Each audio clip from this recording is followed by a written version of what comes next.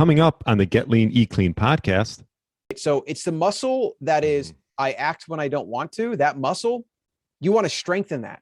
And the way to strengthen the muscle of acting when I don't want to is by always acting when you don't want to, right? And so the more you act when you don't want to, the more you get in the habit of doing it. It's like, it's funny about the gym too, because when you're feeling like crap and you don't want to go to the gym, after 10 minutes at the gym, you feel awesome. It's like it's a natural painkiller and energy producer. You know, when I have a headache, I know I need to work out. Like I work out, drink a glass of water, and I'm good to go, you know? So it's like repetition, building those habits and finding some kind of why that matters enough. Hello, and welcome to the Get Lean, Eat Clean podcast. I'm Brian Grin, and I'm here to give you actionable tips to get your body back to what it once was 5, 10, even 15 years ago. Each week, I'll give you an in-depth interview with a health expert from around the world to cut through the fluff and get you long-term sustainable results.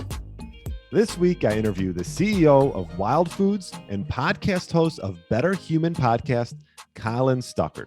We discussed his lessons around entrepreneurship, keys to productivity, how to overcome excuses in health and life, along with his top supplement choices, and which fats should you be consuming. This is the second time around with Colin. It is fast moving and packed with a ton of great content regarding becoming a better human and optimizing your health. So I know you'll enjoy this one. I did. And thanks so much for listening. All right. Welcome to the Get Lean, Eat Clean podcast. My name is Brian Grin. And for a second time around, I have the CEO of Wild Foods, Colin Stuckert. Welcome to the show. Thanks for having me back. Yeah. Great to have you back. Lot to talk about. Before we go into it, I know last time we talked a little bit about your company, Wild Foods. You started that in 2014. I guess my question would be, this is a supplement company, obviously. What have you learned from then? I mean, that could be a loaded question, but what have you learned about entrepreneurship and just your company through the years? Yeah, if I had to distill to one theme, because for the sake of not being here all day long to talk about the things I've learned, it would be simplicity. And it's funny, we're even talking about Wild because I've had some changes over the past 2 years where I sold part of the company, brought on a partner, private equity group, and then that didn't go the way it was supposed to go. And now we're trying to work through those problems, and I'm trying to come back in and fix a lot of those problems. And one theme that is just so important in any business, it's just less is more. And so we had a lot of SKUs, and we've been whittling away at those SKUs a lot. You know, find the best sellers, whittle away the ones that don't sell as much, which, you know, from my perspective as a passionate entrepreneur and just wanting to give people great ingredients, I like to have as much as I can, because if somebody likes tea, I want to give them tea. If somebody wants different flavored protein or whatever, I want to give them that. But from a business perspective, it's like the worst thing you can do, right? So it's the famous Steve Jobs come back to save Apple, go from like, I think they had 70 product lines down to like 7. And that was a lot of painful transition. But then that's what took Apple from the brink of bankruptcy to becoming now the first $3 trillion company in existence. And so simplicity is definitely the big theme, which I'm happy to unpack. And that's related to, you know, having too many SKUs, just having like maybe too many things you're doing, less things, focusing on like 1 or 2 core things, 1 or 2 core product lines, and just being the best in the world as an aspiration at those, rather than being just really good at 10 things or 20 things or whatever, right? And the more things that go this way, the more the quality actually comes down. So that's like in a nutshell what I've learned. And I've kind of known that, but it just takes like feeling it, like feeling the pain of paying all these invoices and like having things that break because you have too many SKUs, and like every single extra product and label and bottle and bag just creates complexity and waste and loss. And, you know, so yeah, simplicity is a big theme, but there's a ton I've learned about just people and life and myself. And, you know, you really learn everything as an entrepreneur. Yeah, because, you know, you sort of dive in head first, which I know you did. And that's when you learn the most, right? You make mistakes and you keep going. But you talk about simplicity. I think that can be laid out for all different avenues of life, right? Like, I talk about it even with people that want to lose weight. There's like, you know, what should you focus on? What you should focus on is one thing at a time and get that thing done and be really good at it. It's like, oh, you know, you could fast, you know, what am I going to eat? When am I going to eat?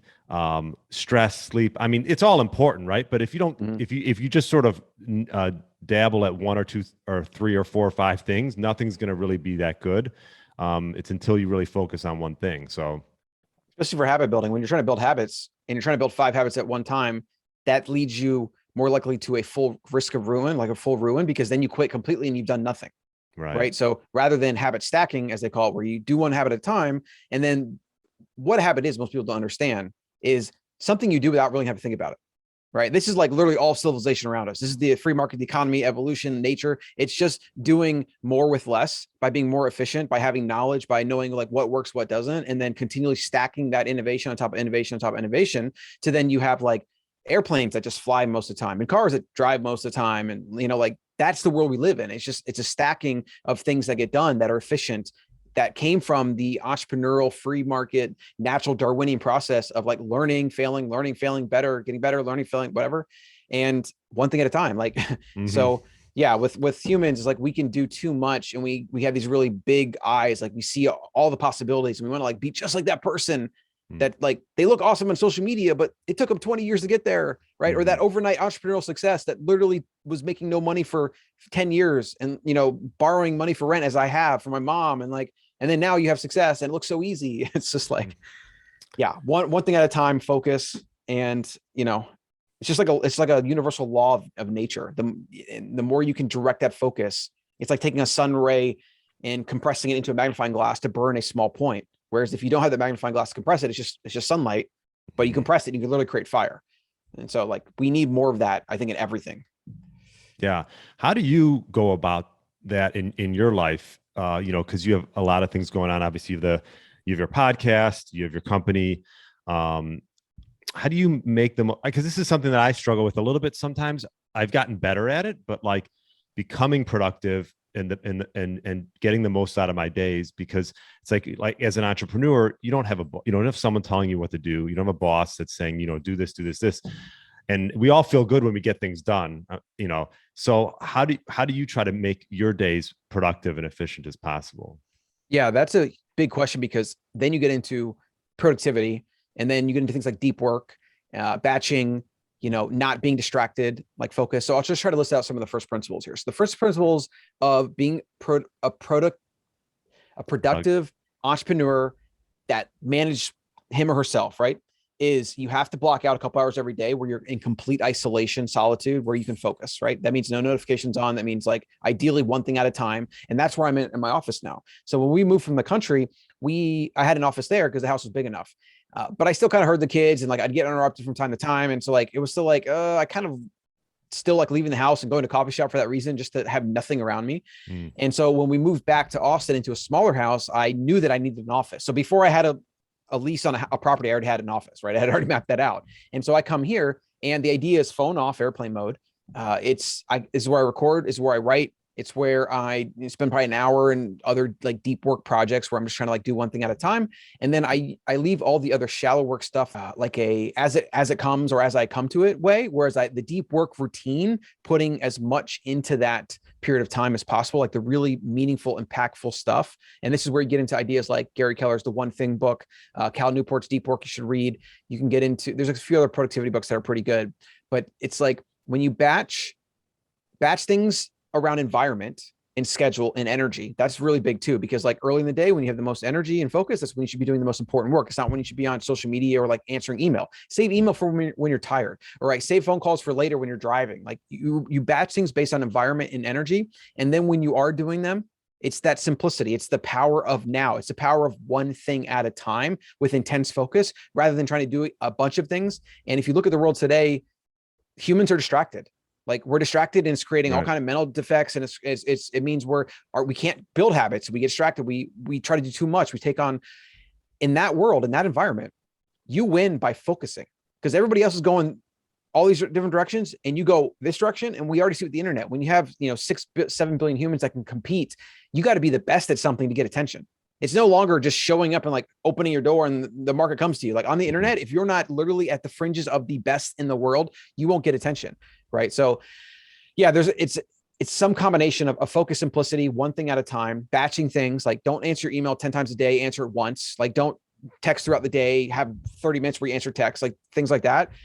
But it comes down again to energy. It's like, Is your energy being spread thin? Is it being used efficiently on one thing at a time? Is it like bouncing this way to that way, whatever? That like those principles apply to something like getting work done, productivity, but also how you think about your health, how you manage your health, how you manage your time, how you spend time with your kids and not be on your phone, like whatever. So yeah, I mean, the themes always come down to some principle. And that's why for me, like life, the way I think about life is, what are the first principles here? What are the things I know for sure? What's nature? And then just try to stay as close to that realm of understanding as possible and remove all the analogy and all the things we think we knew, all the assumptions, all the expectations, and just operate in that simple now truth. And it applies to everything. Yep. Applies to everything. Yeah. And what about like, are you planning your day the day before? Because like for me, I find that if I don't write the things I want to do the next day, they don't get done. Mm-hmm. And I think it could be good and bad in the sense that sometimes I'll write things down that it's not that I don't need, it's not like high on priority. So do you prioritize when you write things down, and how do you go about doing that? Yeah. The writing down the next day doesn't work for me as much because I've replaced that with having a pretty set schedule routine. So like for today, for example, I went and looked at a property with a potential partner of mine. We're maybe doing like a community center out here in Austin, gym community center, which is a really cool thing, exciting. But like when I schedule a meeting at 12:45 to see a property and it's on the opposite side of town of my office, and then I get here and then I got the podcast at 4, it's like I normally have 4 to 5 hours of time that I know in some way I'm going to be able to write, record, process my email at the end, do some deep work. And like, when I know that I have that time, I'll know I'll go and do things that are productive in that time. Then within that window, I can kind of sometimes shift things around. So like, for example, writing for me is big. Recording the podcast is big. So I always try to get those in. And then I fill in the one-time things like, do I want to do some personal investing stuff? Look at some real estate. Do I want to, think deeply about this new project I'm working on? Do I want to like brainstorm? Do I want to write more? Do I want to record a course? And so it's like, you need to give yourself a little bit of fluidity to be able to change those things as they come, because like you said, you might identify this task as not actually being that important right now. And maybe you need to do this other big thing. And so you got to feel okay letting that go, even though you might have planned it ahead of time. It's different strokes for different folks, but the theme at the end of the day, and why every corporation on the planet mostly has some kind of schedule, is that if you don't set aside time for things and have some kind of repeatable schedule, you're not going to be able to build. Like you can't build on top of something that's all over the place. You have to build on a foundation, and work is built upon a foundation that is a schedule. So, like I tell people that want to be entrepreneurs, because over years, I've been doing this for a long time, and, people always want to do it. They think it's great. Most of them don't do it for various reasons. And I don't think most people should be an entrepreneur, but we all have to manage ourselves, one way or the other. I tell them, it's like, if you could just set aside 2 hours a day to just be alone and focus on something, it doesn't matter what it is. Like you will amaze yourself at what you get accomplished after a year of doing that. Yeah. I think nowadays it's like, if you're working full time, you have kids, it's easy to make excuses. I find that sort of in the health and wellness realm, make excuses either to not take care of their health or not work out. What do you say to those people that are sort of finding excuses in every avenue? Yeah. Like there's two things here. There's one, you have to understand your why, because most desires like that, whether it's health or looking, good naked or whatever it is, there's always some really deep why that maybe you don't have a healthy relationship with. Maybe you're doing it in a way because you want to impress somebody, and it's like this external validation, and it's not really internally driven. For me, it's like, I want to live a long time. I don't want to be at the hospital. I don't want to die early. And like a combination of being afraid of dealing with like medical issues, feeling really like crap when I'm sick. Like I'm a baby when I'm sick. Like it's just, and then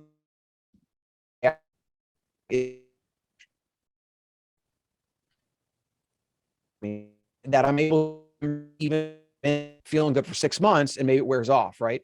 You got to figure out what your why is, right? Maybe you connect it to like living a long time for your children, maybe something like that. Maybe it's like you're going to get married and you want to look good in your wedding dress or something, And so really connecting that why to what you're doing is huge for motivation. And then all the other stuff that gets in the way. I guess the other part of the question is, when you're making excuses and you take an opportunity to not do something, what you should think of is my habit muscle just got weaker, right? So it's the muscle that is, I act when I don't want to. That muscle, you want to strengthen that. And the way to strengthen the muscle of acting when I don't want to is by always acting when you don't want to, right? And so the more you act when you don't want to, the more you get in the habit of doing it. It's like, it's funny about the gym too, because when you're feeling like crap and you don't want to go to the gym, after 10 minutes at the gym, you feel awesome. It's like it's a natural painkiller and energy producer. You know, when I have a headache, I know I need to work out. Like I work out, drink a glass of water, and I'm good to go, you know? So it's like repetition, building those habits, and finding some kind of why that matters enough. Yeah. And it's, you know, I talk about the why quite a bit, and, you know, it's interesting. You have clients still where you think they found their why, but obviously maybe they haven't, and it doesn't drive them enough. Because, you know, these people, habits are crazy. They've been doing the same thing. They've been drinking Coke or whatever it is for 50 years. Yes. And they don't care, you know, they won't give up that habit. So I have some ideas around that, actually. So yes, like the deep internal work, and maybe even like psychotherapy and going deep into your childhood, like all those things. For some people, they absolutely need to do those. I'm the type where, for whatever reason, I've been fortunate where I'm more of a forward-facing person, and I might have some like childhood trauma that directs like certain personality quirks I have or whatever, but I'm just not somebody that is really in a fixed mindset, like, oh, this is my identity type of person. I've been able to overcome that in whatever ways I've done that. And most of that has been like severe pain and like losing people and like experiencing how hard life really can be. So I feel like that's the thing I had to do. Some people got to do it another way, you know? That being said, what people don't understand about habits, and what they usually don't ever look to change when it comes to habits, is their environment. They're like, oh, I'm going to stop drinking Coke. And like, I really want to stop drinking Coke. And so like, I just need to like force through it and really, they like try to fire themselves up or psych themselves out. But then they don't like stop buying Coke, or they don't stop keeping Coke like in the pantry somewhere, or this or that or whatever. They don't stop hanging out with the people that are drinking Coke at lunch all the time. You know, if you don't go at the root level of like, how does Coke even enter your consciousness, and then try to mitigate that. That might even be something as simple as, I'm walking down the aisle in the grocery store, and I know this aisle's got the soda and the chips, and I'm going to just like literally put blinders on and force myself to walk past that. And like, I'll keep trying to turn that way. And then finally I'm going to get to the register, and then I'm going to have somebody come in line behind me in the register. And then now it's too late to go get my Coke, because literally I can't like walk away from the register. It's like, you have to psych yourself out in ways like that to mitigate your environment, because if you don't do it at that root core level, if you don't like cut it off, it will just rot and creep back into your life. Yeah, I completely agree about changing the environment, because it's like, for example, at my house, we just don't buy the stuff. The stuff you can't buy it. You eat it if you buy it. I'm the same way. If it's in the house, I eat it. I'll find it. I wake up in the middle of the night. I'm like sugar, carbs. Like I'm in a zombie like steak. And I tell Allison, I'm like, babe, you can't keep that stuff there. You have to. If we have chocolate, you have to hide it in your room somewhere, because I'll just find it. Right. Yeah, no, that's what I always say. Just don't buy it. But yeah, I think it gets tough when there's two people living in a house, maybe even with kids. I think, yes, like, what do you do if 2 out of the 3 are fine eating it, and the third person is not? Like you said, you almost have to lock it away, or hide it. And I was going to say lock. There are products, they're on Amazon, where you can buy a combination lock that you can put in the fridge or in a cabinet somewhere or whatever. And you put that stuff that you really shouldn't be eating, and you give somebody else the key. And maybe you have a contract with them where you're saying, okay, after dinner, you can give me half this chocolate or 2 squares or whatever. And other than that, I don't care how much I beg and plead and threaten, do not unlock this thing any other time of the day. That is an environmental restriction, because for most people, they're not going to get in their car and drive 20 minutes to the store and like go through that whole rigmarole. If you have enough of a path of resistance between you and the thing that you want, if you can do that, then you're more likely to make the better decision. And then over time, as you make that better decision muscle gets stronger, and that Coke drinking muscle atrophies. And that's what it is. You have to just do it for long enough until they say, build the habit. But at the same time of building the habit, you have to kill the other habit. It's like a combination. So yeah. No, that's good. I got a client that's like hooked on Coke. It's like, that stuff's like, find out where they shop even, and like create like a go around the grocery store path. Like, that's how deep you have to get with some of this stuff. Crazy. I mean, if you're an alcoholic, think about it. If you're an alcoholic, you're not supposed to go to bars. You're not supposed to hang out with people that drink. You're not even supposed to like talk about drinking or whatever, anything that can trigger you to go there, because people understand how like hard it is and to break something like that. Well, guess what? They've done research where they've shown sugar is more addictive than cocaine, where the rats will literally go to the sugar over the cocaine and they'll just keep hitting the thing, sugar, sugar, sugar, sugar. So it's like, humans are still humans, and there's biochemistry and there's dopamine and there's all these hormones that direct us to want sugar, to want these tasty foods that scientists have engineered to be addicting, right? And if you don't environmentally curate, like mitigate that, you're not going to win. Like, and that's, I think another core lesson here is like, most people get into the self-conflict thing where they blame themselves, and then that's like a downward negative spiral of negativity. Then they are like, oh, I'm just going to quit. I'm not going to do anything. That's not what you want to do. You want to remove self-conflict. So like, if you do happen to cheat, I recommend everybody stop beating yourself up about it. Stop living in the past. Stop creating this fixed mindset, or I'm never going to do this, or I'm just this way, or whatever. Stop all that negative self-talk and focus on, okay, I'm going to enjoy this cheat meal right now, or whatever this is. I'm going to enjoy it in the moment. I already made the decision. I don't need self-conflict about it. I don't need to live in the past. Now let's figure out how to mitigate this for the next step. And it might take 20 out of 100 of these cheat things in a year, like where the 100, like 80 is like you kind of made a good decision, 20 you didn't, or whatever the ratio is for you. People go into it expecting to like have 100% perfection. And that's just completely and utterly ridiculous, right? And so as you remove self-conflict, as you understand the numbers better, and you give yourself leeway to just be human, and you kind of give yourself like a buffer of like, I should expect to like fail on this a certain amount of time or whatever, or maybe a different word than fail, then you can remove a lot of the negative spiral that people fall into, where they do it more and more, and then they convince themselves they should do it more and more because they didn't live up to some ideal perfection. And then that's just like a downward spiral you don't want to get into. Yeah, that's good. And I also think too, there's this level of being comfortable, right? Like, it's like, I always think like when I first started doing fasting, it was uncomfortable. I couldn't do it for hardly any time. And I was like, oh, and then it got easier and easier. It's almost like a fasting muscle. Yep.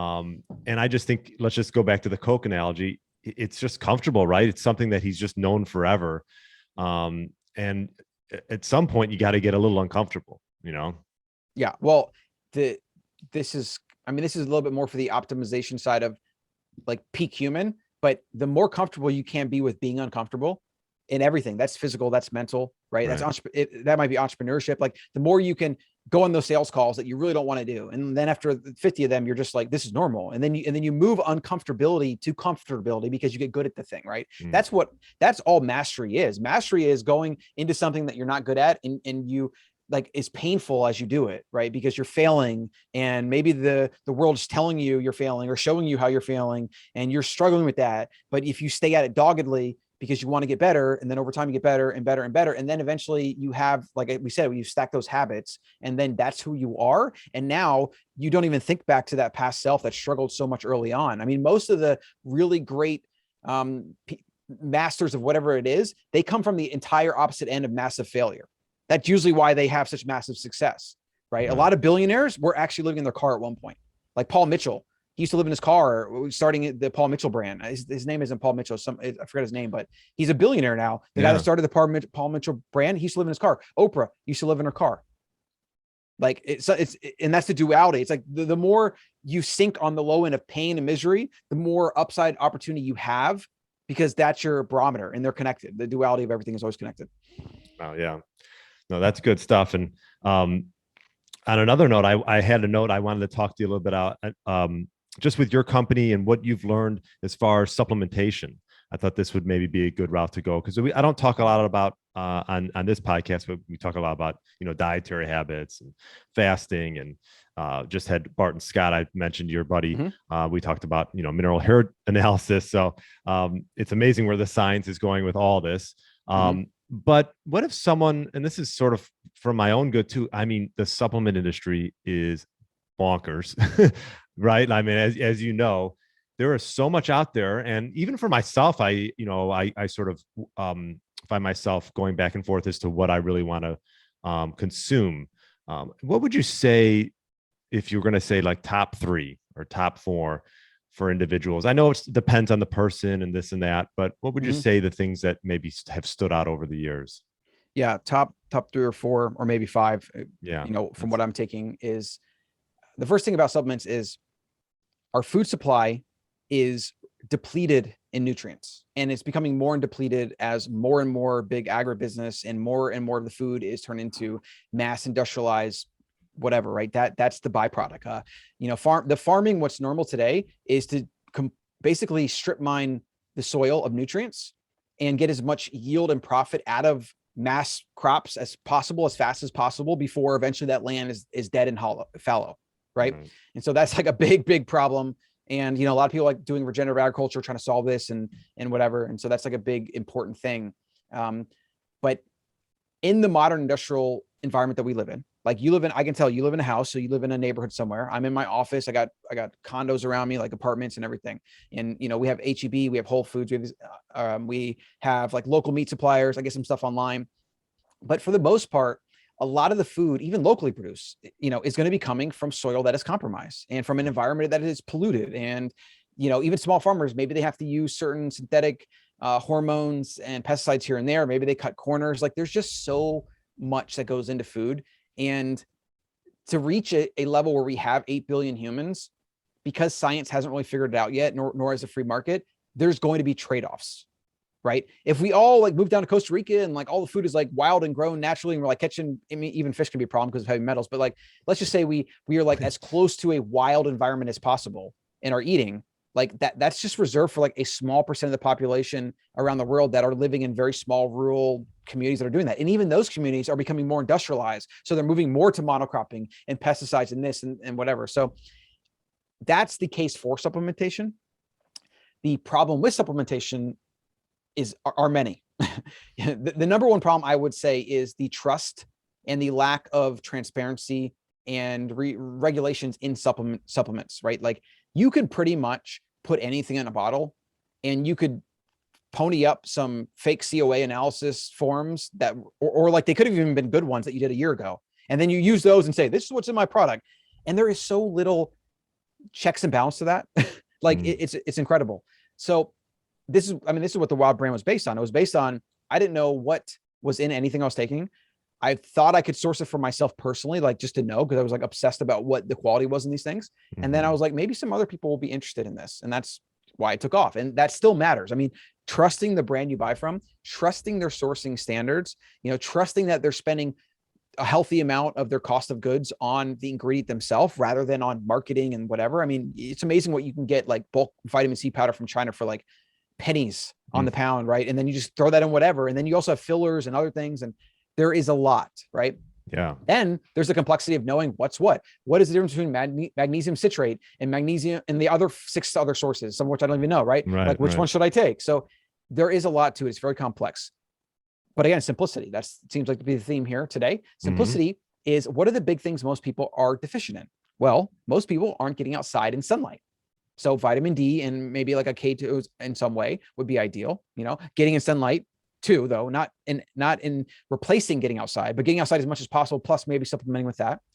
Some cod liver and or fish oil omega-3 I recommend, because most of the industrialized food we eat is very omega-6 heavy. And even some of the foods we eat that might be omega-3 predominant are going to be lacking because of the industrialized, the diet, the other things that go into the animals and whatnot, right? So that's a big one. Magnesium is a big one. It's one of the most deficient nutrients. I think women too. It might be the number one in women, but we all don't get enough magnesium for various reasons, mostly because of soil health. Right. So magnesium is massive. And if you struggle with sleep, that's big. There's a few others. Like I take GABA and choline and berberine for longevity. What about creatine? Oh, that's actually a good one. That popped up on my radar recently.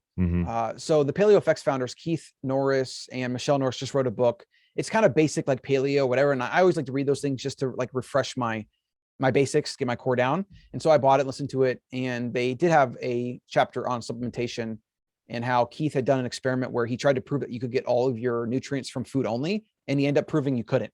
And so then he figured out supplement stack because of that, right? So creatine was one of the ones they recommend because it is actually like potent in a lot of other processes in the body. It's not just for building muscle. I believe it's a potent antioxidant as well.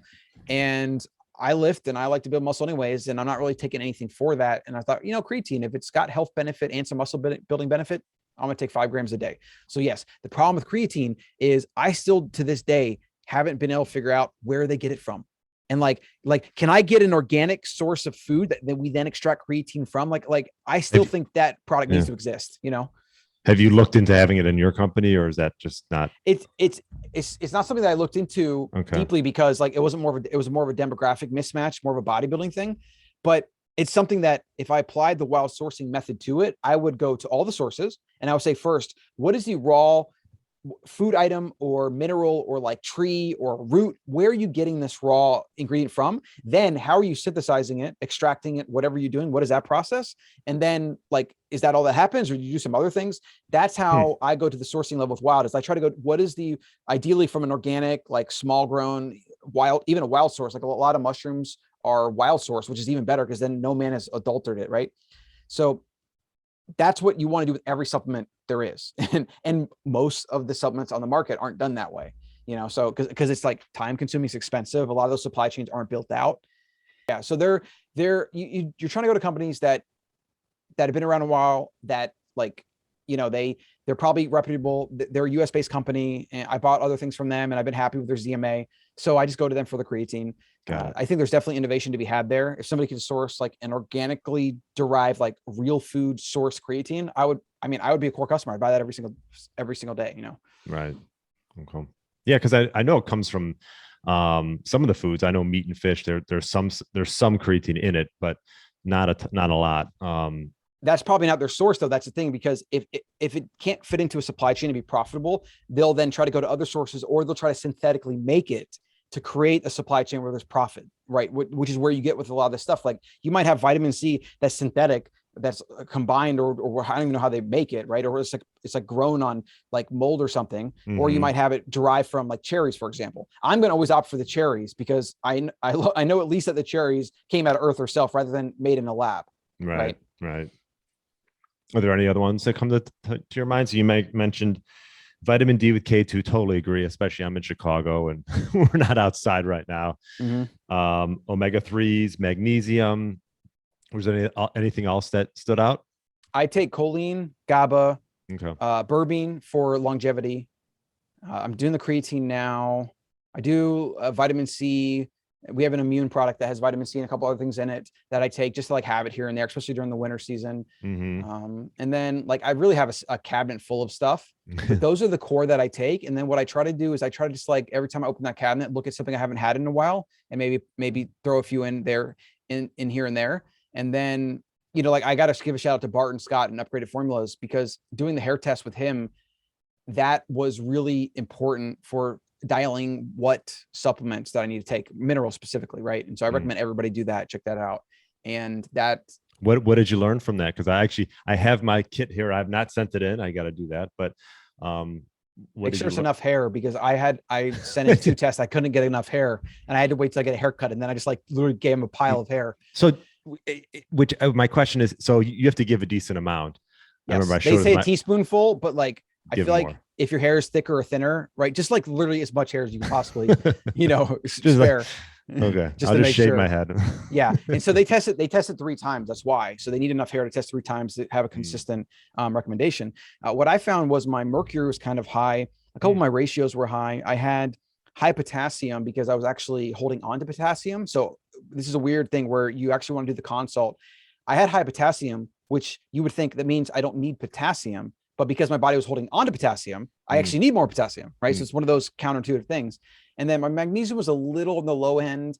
I think iodine, there was a thing in there. And then there's all these other mineral pairs that are based on kind of like inflammation, where like this pairs to that, and you want one that's like higher and lower, like it's relative. Right. And that's really where you got to get like the experts he has to help you figure that out. But like my mom did it, Allison did it, and you get your own curated mineral test. So it's awesome. Now your wife did it. She didn't care about cutting her hair, because my wife saw that. She's like, yeah, cutting my, like a big spot in my head. You know, I'm sure you can go in the wait for a trim, you know, or haircut. I say, right.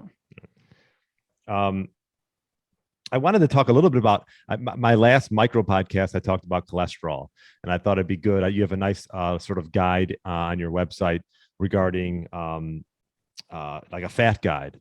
So why don't we touch on that? It's just something that I think that it's getting talked about more and more. And I think people are starting to realize that it should be cooking in certain fats. But what type of recommendations do you have for people regarding like cooking in fats and having throughout your life? Yeah. So as fat as a topic, it's basically like you want to avoid most of the omega-6 and omega-9. You want to optimize for omega-3, and you want to cook mostly in a few very stable, high heat temperature fats, right? So like setting aside cooking real quick, which we'll get to. Yeah. The question of kind of fat and cholesterol. Well, this is something that I dived into years ago. So it feels like such a given for me, but I understand that the market still, like some people still are afraid to eat fat. It's kind of bizarre. What people should be afraid to eat though is restaurant food, which is full of seed oils or packaged baked goods or anything, almost anything that's designed by a mega food company that's on the shelf. I don't care if it's like paleo crackers that has they use almonds and they heat those almonds and bake those. That's omega-6. That's pro-inflammatory, right? Like the seed and nut oils, you don't want to cook. And even the ones that are you might consider paleo or whatever, they're not actually that great for you. Nuts is not that great of a food. But if you are going to eat nuts, you want them to be soaked. You want them to be prepped in a way to remove some of the toxins and the anti-nutrients, and you don't want to heat them. That's a big one, right? So that's kind of the core thing. Like stay away from soybean oil, corn oil, anything in a deep fryer at a restaurant, anything in a restaurant, period. They use a flavorless oil, uses canola, they use peanut oil, stuff like that. All that stuff. That stuff is highly pro-inflammatory. That stuff is going to mess up your triglycerides. It just produces overall inflammation in the body, and it just messes you up. It's not good for you. In fact, that's sorry to interrupt you, but you go into the market and you might think something's healthy, but you got to read the label. Oh my God. Well, don't even get me started on that. Not reading labels. Like if you're not reading the ingredient label of something and then thinking about it intelligently, you'll end up with a cabinet of people I know that are like this, where they have a grain-free, gluten-free cabinet full of pro-inflammatory foods. A lot of them are snack foods and easy to eat foods and convenience foods, that's a cue there.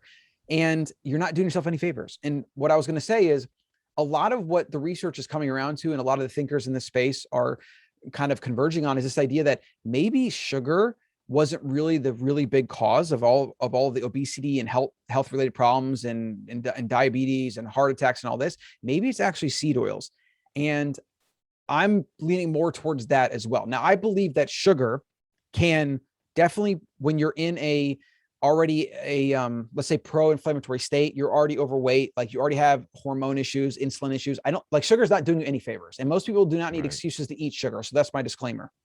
But sugar itself is mostly benign. It's just something that you can eat and you can use. And then it depends on what else is going on in your body. Do you have too much insulin in your system? Do you have too much fat on your frame? Like then even something like fruit could maybe not be the most ideal thing you should be eating, especially if you're trying to lose weight, right? But again, there's different things here. Is it a health thing? Is it a weight loss thing? There's a lot of different rabbit holes to go down. I think seed oils though is going to end up being in some combination of also like the omega-3 to omega-6 and like how far off that we are. I think we're going to start seeing more and more of that being the real like grim reaper of death when it comes to our food supply. Yeah. I think I answered the question. There was like a second part, maybe. I guess like cooking recommendations. Oh, well, you mentioned high stable cooking oils, which would be like, let's just say avocado oil is probably decent, coconut oil, and then obviously like grass-fed butters and ghees and things like that. Yeah. So avocado oil is good, but it is high omega-6. Okay. And so if you are maybe looking to lean out, that can pose a problem because of balances and whatnot. I use more ghee than anything at this point, because I think it's probably one of the cleanest, like grass-fed ghee is probably the cleanest high heat cooking oil you can find. And then coconut oil is more medium heat. I've also opened up a little bit on olive oil, high quality olive oil. If it's on like medium heat, I think it's actually fine. I don't think you have to be as worried about cooking that, but I also don't think that you should just try to cook with it all the time. And I don't think you should cook with it on high heat. I don't think you should cook with it in a pan that is steaming hot, so use that sparingly. And then, any other oil, even if it is like a walnut oil or one of those other oils, like those should be treated as dressings or condiments. They should not be used in the cooking process. And that's mostly it. I mean, I guess I should say lard and tallow as well, but those are more medium heat cooking oils. And butter. Butter. Well, butter is medium heat because you'll burn the butter solids and you'll get the brown butter. So like butters for me is usually when I use to base something, or if I'm baking something, I'll use butter. But if I'm high heat searing, I'll use ghee. And then towards the end of the cooking process, when I lower the heat a bit, I'll finish it in butter rather than trying to sear it in butter, because the temperature will be too hot and you'll burn the butter and then you'll get those burnt compounds. Okay. Gotcha. What is your routine, right, as far as your fasting and your feasting routines? Mine's always changing over time, but I'm curious because we talked probably a year ago. Yeah, that's a good one, because I've been trying to reset that. I definitely got into the phase of eating too many carbs lately and just being a little bit too lax with my nutrition. And then so I went to the root. I said, Allison, we're not going to keep these certain foods in the house. And if they're not there, I can't eat them. Right. Because like my big thing right now, and I'm trying to solve this, I don't know if it's like a sleep thing or it's a hormone thing. I have a high 24-hour cortisol. So I have a high kind of like fat, like metabolism, and like it explains why I talk fast and I do things and whatever. But like a byproduct of that is maybe high stress levels at times, even though I'm actually a relatively peaceful, calm person through life, because entrepreneurship and life has taught me to be that way. Right. I still have like biomechanically high free floating cortisol. And what it's been doing lately is I've been waking up a lot in the middle of the night to go to the bathroom, and I've been waking up like raging hungry, where in this sleep, like zombie walking state, I don't really have self-control. So what would happen is if there's like cassava chips, I'm just going to like go eat until like I'm either I wake up or I'm satisfied, and then I go back to bed, and it's not really ideal. And so what I'm doing is I'm resetting naturally. Since I started fasting back in the day, it was an 18-6. And it was, the lean gains method. So I would skip breakfast, eat dinner, basically. Like that would be like mostly one meal, maybe another meal. And then I wouldn't eat again until dinner the next day. That's kind of what I'm falling into. Though what I've been doing lately is maybe breaking the fast around like 3 to 4, which I just did actually. I did a Chipotle bowl with triple protein. But the problem with that is for me is I get tired afterwards, especially since I'm like, if I eat early, I'm usually probably hungry. And so it's like this negatively reinforcing cycle where I overeat because I'm hungry. And then that messes up my hormones again because I overate. And then like, so it's just not a good thing. So my ideal routine now is dinner time. So 5 p.m., only coffee, maybe some cream early. And then. Oh, wow. Late for coffee, but go ahead. You can well, so I'll do like 10 a.m. coffee. What I actually stopped doing with coffee is I stopped having it right in the morning. I want to give myself like a good hour or two. I don't want to be dependent on that. Right. So that's another kind of cortisol hack I'm trying to fix. And then I'm also like not drinking as fast and as much. I'm like sometimes throwing away half the coffee because I really, really don't want to be dependent on coffee. I feel like I got a little bit too dependent on it, and I tried cycling it back and it made me miserable. And I really don't like that. Right. So I do that. Then dinner time rolls around, work's all done, whatever, eat the first meal. Ideally, don't overeat because I might be a little bit extra hungry at that point, and then eat a smaller meal later at like 8 to 9 p.m. And then be done. That's like pretty good. What I'm running into though, and I got to figure this out. There's a couple of variables here. I'm waking up in the middle of the night to eat. So I'm not getting probably enough energy during the day, and some combination of eating too many carbs, like in the past couple of months, where my appetite it's like, it's still revved up. Like I still have that kind of carb induced, like hunger, eat more hormone appetite. And to reset that by going back to more of a carnivore base where it's mostly like meat and fat is really mostly what I try to eat. And I might like give myself like 30 to 40 grams of carbs a day, some fruit here and there. But I noticed that when I'm doing that, my body still craves more. And I don't know if it's craving more carbs or it's just craving more calories in general, probably some combination of the two. So what I've been doing is upping my protein, right? Like, that's why I did today. I did a Chipotle bowl that had like probably 80 grams of protein in it. I did like, I think 3 meats, right? And so I'm hoping that helps mitigate it a little bit, but it's also just a transition period. Like if you've been eating carbs consistently for a while, like let's say it's 100 grams a day or whatever. And 100 grams for some people is low, but 100 grams for me is a lot. If your body gets used to 100 grams of carbs a day, it wants 100 grams of carbs a day. It almost doesn't matter what else you do. You could eat thousands of calories. It still wants that 100 grams of carbs a day, especially, sugar and certain things. So I'm just breaking that right now, but the fasting schedule is definitely consistent with not eating in the mornings because I just don't feel good if I do. Like every time I have breakfast with the kids, I just like eat it. And I'm like, I kind of feel tired now. I don't like this. And then eating kind of one bigger meal later. And then, but again, with that, you have to mitigate, make sure that first meal isn't too big because then you can kind of get lethargic afterwards. You can overeat, et cetera. Right. So you have to always, the variables matter for everything you do. Right. Like and you have to control them.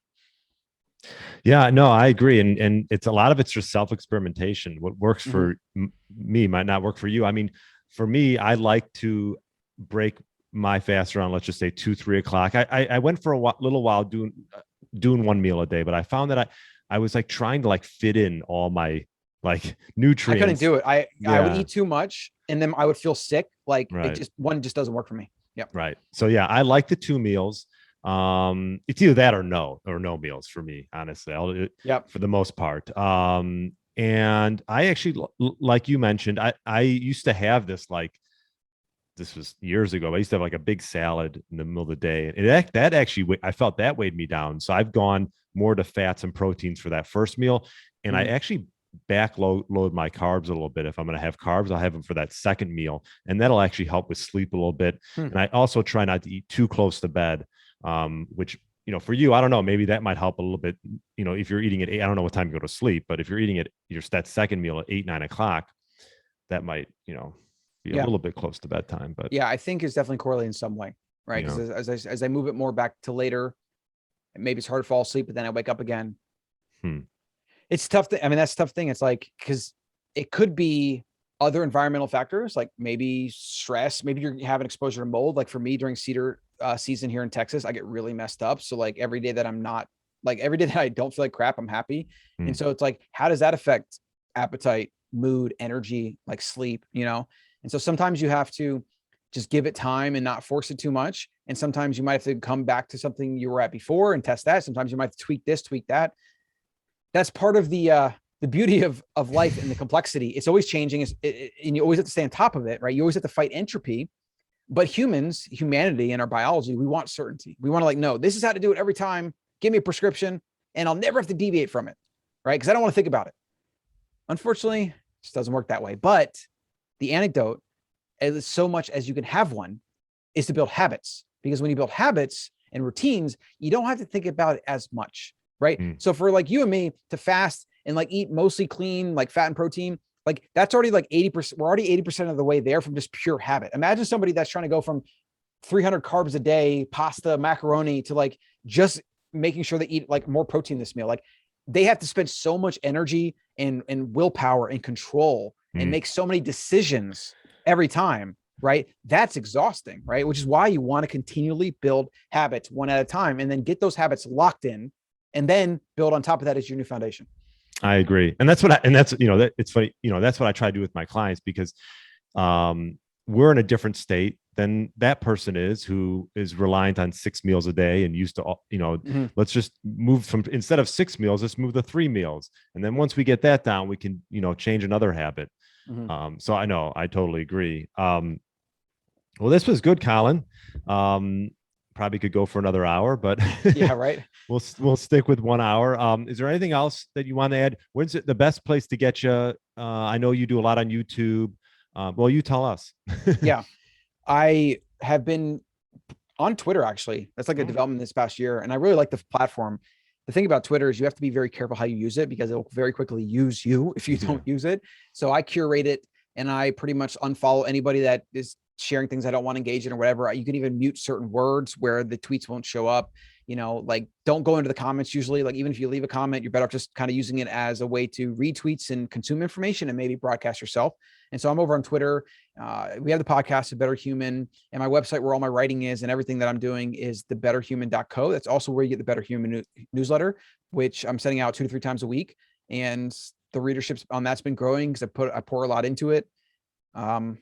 That's where to follow along. Yep. Awesome. Yeah. Betterhuman.co. A lot of great tips. Thebetterhuman.co. Somebody else has got that. Oh God. That domain. Thebetterhuman.co. I'll put some links in when we on the bottom of the podcast. Well, thanks again, Colin. I appreciate you coming on, and a lot of great knowledge today. Appreciate it. Happy to be here. And we'll do it more often. That way we can like get some more of what needs to be said out, Thanks again. See you. Thanks for listening to the Get Lean, Eat Clean podcast. I understand there are millions of other podcasts out there, and you've chosen to listen to mine, and I appreciate that. Check out the show notes at briangrin.com for everything that was mentioned in this episode. Feel free to subscribe to the podcast and share it with a friend or family member that's looking to get their body back to what it once was. Thanks again, and have a great day.